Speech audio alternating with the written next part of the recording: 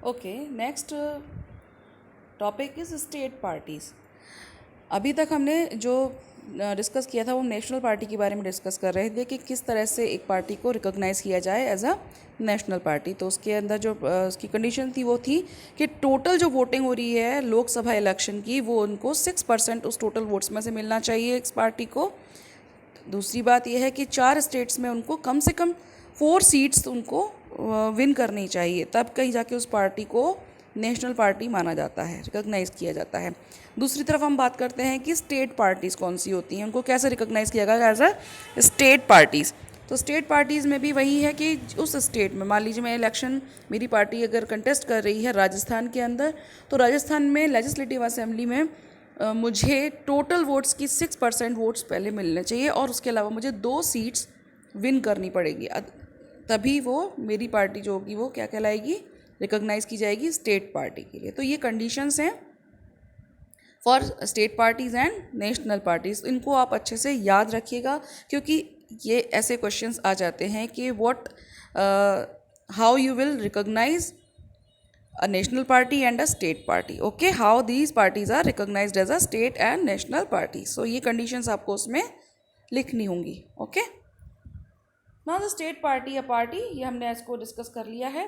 Next है, over the last 3 decades the number and strength of these parties has expanded. जैसे जैसे हमारी India की पॉपुलेशन बढ़ती जा रही है वैसे वैसे और हमें मालूम है कि यहाँ पर डाइवर्सिटी बहुत ज़्यादा है अपने इंडिया में, उतनी ही ज़्यादा रीजनल पार्टीज़ और स्टेट पार्टीज़ भी बढ़ती जा रही हैं, एक्सपैंड होती जा रही हैं, है ना।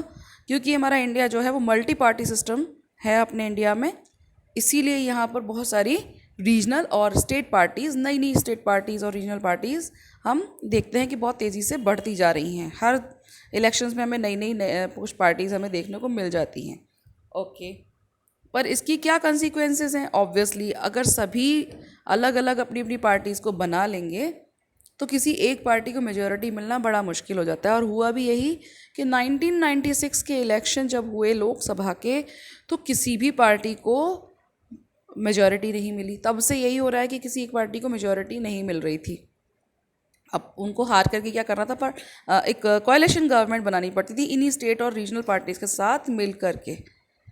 एक तरफ ये अच्छा भी है कि सभी के इंटरेस्ट को ध्यान में रखा जा रहा है कोएलिशन गवर्नमेंट में, लेकिन दूसरी तरफ इसके कंसिक्वेंसेस और इनकी जो आउटकम्स हैं वो भी ये भी हैं कि इनकी इसमें एक तो बहुत ज़्यादा जो पॉलिटिकली एक स्टेबिलिटी होती है वो रह नहीं पाती है ना। बहुत जल्दी जल्दी इलेक्शन हो जाते हैं क्योंकि ना सभी लोग अपने अपने इंटरेस्ट की बात करते हैं कोएलिशन गवर्नमेंट में, तो कोई एक पॉलिसी बनने में उनको बहुत ज़्यादा समय लग जाता है। ओके, तो इस वजह से खींचतान बहुत ज़्यादा होती है, तो उस वजह से क्या होता है कि अनसर्टेनिटी हमेशा गवर्नमेंट में बनी रहती है। तो ये काफ़ी टाइम से हो रहा था। And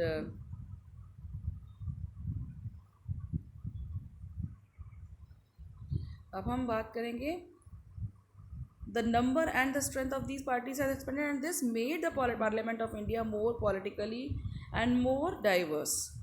No one national party is able to secure on its own a majority in Lok Sabha.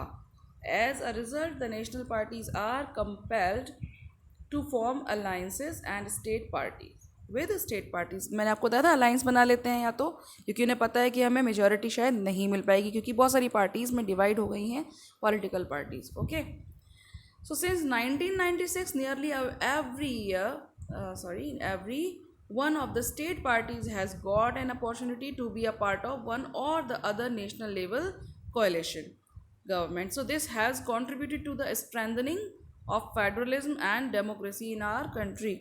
इसकी अच्छी बात, ये इसकी खासियत ये है कि सभी जितनी भी रीजनल पार्टीज़ हैं वो अपने एक तरह से कंट्रीब्यूट करती हैं गवर्नमेंट बनाने में।